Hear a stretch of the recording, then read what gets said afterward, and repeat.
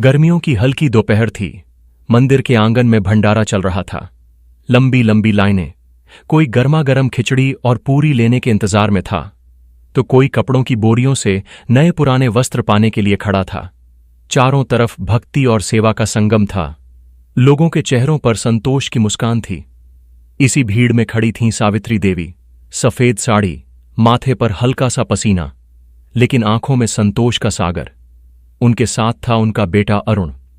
दोनों मिलकर हर जरूरतमंद के हाथ में थाली और कपड़े रख रहे थे और साथ ही आशीर्वाद भी बांटते जा रहे थे।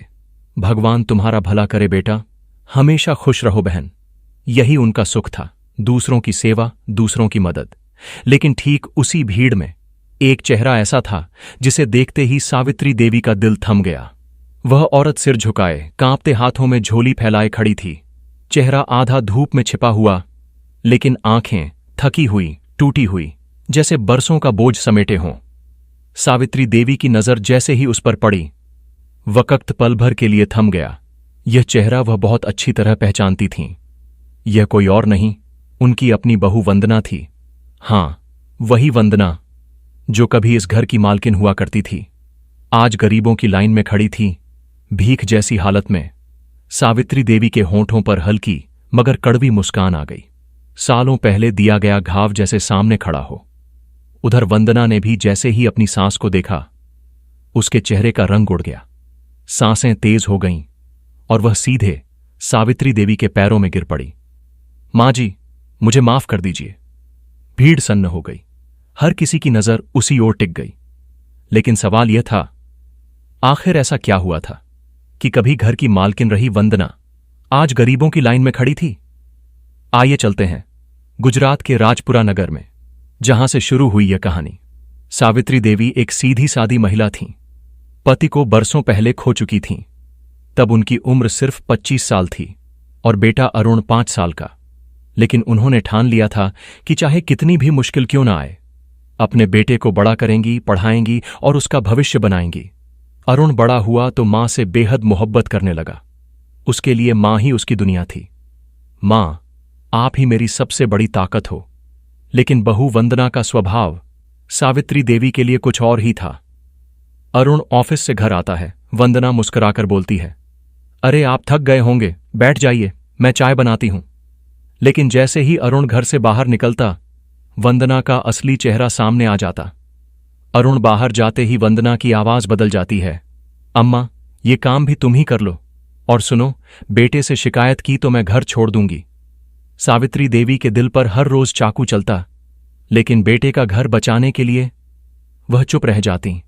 वह रोज अपने कमरे में पति की तस्वीर के सामने बैठकर कहती, जब अरुण 5 साल का था और मैं अकेली थी, तब भी हार नहीं मानी थी। आज भी बेटे का घर बचाने के लिए सह लूंगी। घर का ड्राइंग रूम, अरुण और वंदना बैठे हैं। सूटकेस पैक हो रहे हैं। समय बीतता गया। अरुण पढ़ाई में होशियार था। जवानी में उसने बिजनेस के लिए विदेश जाने का सपना देखा। मां सावित्री देवी शुरू में हिचकिचाईं, पर बेटे के सपनों के आगे हार मान ली। बेटा, दूर जा रहा है, मां को बहुत याद आएगी, पर तेरी तरक्की ही मेरी सबसे बड़ी खुशी है। अरुण मां को गले लगाकर, मां आप बिल्कुल चिंता मत करना, मैं जल्दी लौट आऊंगा। आप और वंदना का पूरा ध्यान रखूंगा। अरुण तो चला गया विदेश, लेकिन उसके जाते ही घर का असली रंग सामने आने लगा। कभी अरुण के सामने प्यार और मीठी बातें करने वाली वंदना अब अपने असली रूप में आ गई।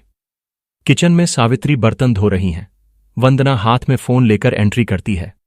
वंदना अहंकार से, अम्मा, जरा ध्यान से धोइए, दाग रह गए तो मेहमान क्या कहेंगे?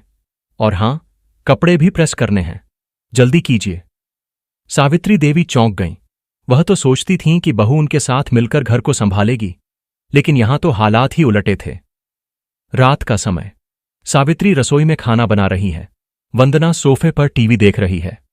वंदना चिल्लाकर, अम्मा, नमक कम डालना वरना मैं नहीं खाऊंगी। और सुनो, मीठे में खीर चाहिए, जल्दी करो। सावित्री देवी थक जातीं, लेकिन बेटे की खुशी और घर की इज्जत के लिए चुप रहतीं। धीरे धीरे हालात इतने बिगड़े कि वह घर की मालकिन से नौकरानी बना दी गईं। सुबह से रात तक काम और बदले में मिलते केवल ताने। मोहल्ले की औरतें बातें कर रही हैं। औरत धीमे स्वर में, अरे सुना, अरुण की मां तो अब घर के सारे काम करती हैं। औरत, हंसते हुए, हां, बहू तो रानी की तरह रहती है, बेचारी सास को नौकरानी बना दिया। ये बातें सावित्री देवी के कानों तक भी पहुंचतीं। दिल टूटता, पर चेहरा चुप।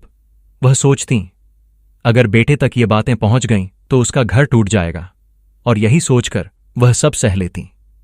सावित्री देवी मंदिर में अकेली बैठी हैं, भगवान की मूर्ति के सामने, हाथ जोड़कर प्रार्थना करती हैं। हे प्रभु, मैंने हमेशा दूसरों की मदद की, कभी किसी का बुरा नहीं चाहा, तो फिर मेरे हिस्से में यह अपमान क्यों आया? लेकिन अगर यही मेरी परीक्षा है तो मुझे सहने की ताकत देना। उनकी आंखों से आंसू बहते, पर दिल में एक ही संकल्प रहता, बेटे की खुशी के लिए सब सहना है। अरुण विदेश से वीडियो कॉल करता है, स्क्रीन पर हंसता हुआ चेहरा। अरुण खुश होकर, मां, यहां सब अच्छा चल रहा है, बिजनेस भी बढ़ रहा है, आप और वंदना ठीक होना? सावित्री झूठी मुस्कान के साथ, हां बेटा, सब बहुत अच्छा है, तू बस अपना काम देख, यहां कोई दिक्कत नहीं है। वह झूठ बोलती, अपने आंसू दबाकर मुस्कुराती, क्योंकि बेटे का सपना उनके सच से कहीं बड़ा था। लेकिन वंदना, उसे तो अब किसी का डर नहीं था। अरुण दूर था और घर पर उसका राज्य था। वंदना अपनी सहेलियों से फोन पर हंसते हुए बात कर रही है। अरे, यहां तो मजे हैं, अम्मा सारे काम करती हैं और मुझे सिर्फ हुक्म चलाना आता है। वैसे भी अरुण को क्या पता चलेगा, वो तो मां की झूठी तारीफ ही सुनेगा। ये सुनकर भगवान भी शायद मुस्कुराए हों, क्योंकि घमंड कभी टिकता नहीं और अत्याचार का अंत हमेशा तय होता है। शाम का समय, सावित्री बालकनी में बैठी हैं, चेहरे पर थकान और आंखों में उदासी। पास वाले फ्लैट का पड़ोसी समीर आता है। नमस्ते आंटी जी, आप ठीक तो हैं ना? आपको देखकर लगता है आप बहुत थक गई हैं। सावित्री मुस्कुराने की कोशिश करते हुए, हां बेटा, ठीक हूं, उम्र का असर है। समीर रोज उन्हें देखता था। वह समझ चुका था कि इस घर में कुछ तो गलत है, लेकिन कभी कुछ कह नहीं पाया। एक दिन उसने मोबाइल निकाला और अरुण की तस्वीर दिखाई। समीर, ये आपके बेटे हैं ना? मैंने सोशल मीडिया पर देखा, बहुत बड़े बिजनेसमैन बन गए हैं। सावित्री आंखों में आंसू लिए, हां बेटा, यही है मेरा अरुण। लेकिन उसे क्या पता उसकी मां पर यहां क्या बीत रही है। और फिर सावित्री देवी ने दिल का बोझ उतार दिया। उन्होंने पूरी सच्चाई समीर को बता दी। समीर ने बिना देर किए अरुण को फोन लगाया। वीडियो कॉल, स्क्रीन पर अरुण का चेहरा, मां को देखकर हैरान और भावुक। अरुण आंखों में आंसू लिए, मां, ये कैसी हालत हो गई आपकी? आपने मुझे बताया क्यों नहीं? सावित्री रोते हुए, बेटा, मैं नहीं चाहती थी कि तेरा घर टूटे। वंदना कहती थी, अगर मैंने कुछ कहा तो वो घर छोड़ देगी। अरुण गुस्से में, जिसने मेरी मां को नौकरानी बना दिया, उसे अब जवाब देना होगा। मां, मैं तुरंत आ रहा हूं। अगले दिन अरुण घर लौटता है, मां को गले लगाकर फूट फूट कर रोता है। अरुण, मां, अब आपको एक आंसू भी नहीं बहाना पड़ेगा, मैं आपके साथ हूं। वहीं वंदना बनावटी मुस्कान के साथ आती है। सोचती है शायद अरुण को सब पता नहीं। वंदना हंसते हुए, अरे आप आ गए, कितना अच्छा लगा आपको देखकर। अरुण सख्त स्वर में, बिजनेस अच्छा चला, लेकिन तुम्हारा खेल अब खत्म हो गया है। वंदना घबराकर, क्या मतलब? अरुण, मतलब कि साल भर मेरी मां को नौकरानी बना रखा, अब तुम्हें हिसाब देना होगा। वंदना रोते हुए सावित्री के पैरों में गिरती है। वंदना गिड़गिड़ाते हुए, मां जी, मुझसे गलती हो गई, लालच और घमंड में मैंने आपको दुख दिया, मुझे एक मौका दे दो। सावित्री देवी की आंखों से आंसू बह रहे थे। दिल टूट चुका था, लेकिन उनकी ममता अब भी जिंदा थी। सावित्री धीमे स्वर में, अगर सच में बदलना चाहती है तो मैं तुझे माफ करती हूं। बदले से घर नहीं बसते, माफी से बसते हैं। कुछ दिन बाद घर का माहौल बदल चुका है। वंदना सास के पांव दबाती है, काम करती है। अरुण मां के साथ बैठा है। धीरे धीरे वंदना सच में बदलने लगी, सास का सम्मान करने लगी। घर में प्यार लौट आया। अरुण ने भी विदेश वापस न जाने का फैसला किया। वह समझ चुका था कि मां के बिना कोई सपनों का महल अधूरा है। अरुण मां से, अब मैं यहीं रहूंगा मां, आपकी सेवा करना ही मेरी सबसे बड़ी कमाई है। दोस्तों, ये कहानी हमें कई गहरे सबक देती है। माता पिता का सम्मान करना सबसे बड़ा कर्ज है। झूठ और स्वार्थ रिश्तों को तोड़ देते हैं। सच और क्षमा से घर बसते हैं।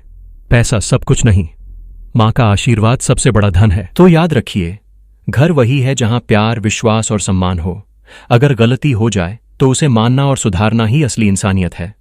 अगर यह कहानी दिल को छू गई हो तो इसे लाइक कीजिए, शेयर कीजिए और चैनल को सब्सक्राइब करना मत भूलिएगा।